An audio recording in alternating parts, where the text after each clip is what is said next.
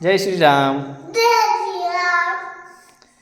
બીટુ, અયોધ્યા રાજ્ય હતું ને, એના રાજાને કેટલા છોકરા હતા? 4 છોકરા હતા. શું નામ હતું ચારનું?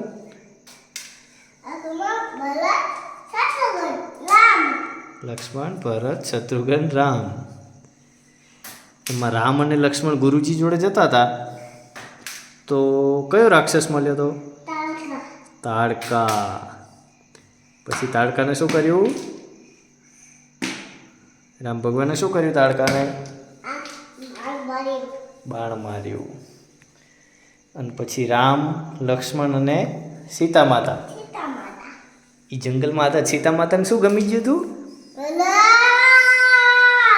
રણ ગમી ગયું હતું. પછી રણ લેવા કોણ ગયું? રામ ભગવાન. અને બીજું લક્ષ્મણ. સીતા માતા પછી ઘરે એકલા હતા તો એમને કોણ ઉપાડી ગયું? એ રાક્ષસનું નામ શું હતું? રાવણ. અને રાવણ શેમાં બેસાડીને લઈ ગયો હતો સીતા માતાને? પુષ્પક વિમાનમાં. હા, બતક જેવું પુષ્પક વિમાન.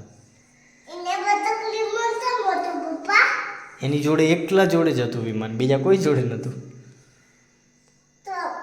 અને પછી સીતા માતાને લઈને જતો હતો.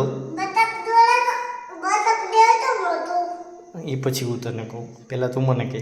સીતા માતાને લઈને જતો તો પછી પેલા ઉડીને એને બચાવવા આવ્યું હતું ને કોક સીતા માતાને. શું નામ હતું એનું? યસ. હા, એ રીતે બચાવવા આવ્યું હતું ને. એમનું નામ શું હતું? હે? શું નામ હતું?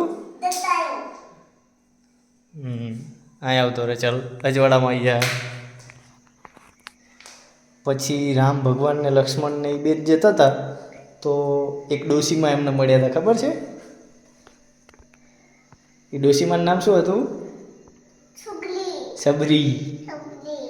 સબરીભાઈએ એમને શું ખવડાવ્યું? બોરા. અને પછી આગળ એ જતા હતા તો એમને પછી બીજું કોણ મળ્યું? રાક્ષસ નહીં, બીજું ઉડતું ઉડતું કોણ આવ્યું હતું? બીજું એમને કોણ મળ્યું? હનુદાદા. હનુદાદા મળ્યા હતા ને. હનુદાદા એમને કોની જોડે લઈ ગયા હતા? સુગ્રીવ જોડે. અને સુગ્રીવના 2 સેનાપતિ હતા ને, એમનું નામ શું હતું? હે? ભૂલી ગયો? નલ અને નીલ. અને પછી પેલા રાવણની લંકા કોને સળગાવી દીધી હતી?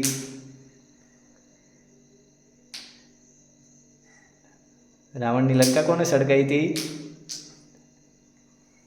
આ પૂંછડી સળગાવી હતી ને. પછી પૂંછડીથી આખી લંકા. હનુમાન દાદાને. ઓકે. અને પછી પેલો જે રામ ભગવાને દૂત મૂક્યો હતો ને, એનો પગ ખબર છે? કોઈ હલાઈ નહોતું હકતું. હા, એનું નામ શું હતું?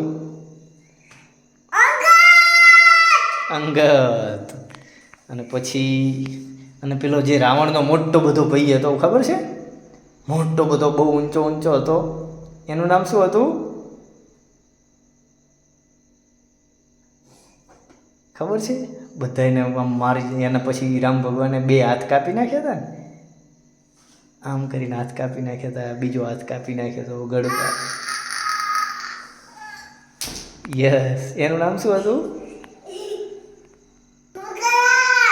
શું હતું? કુંભકર્ણ. અને પછી બધાએ ભેગા થઈને રાવણને મારી નાખ્યો. ખાધું પીધું ને રાજ કર્યું. જય શ્રી રામ. ચલો, બાય બાય કર દો.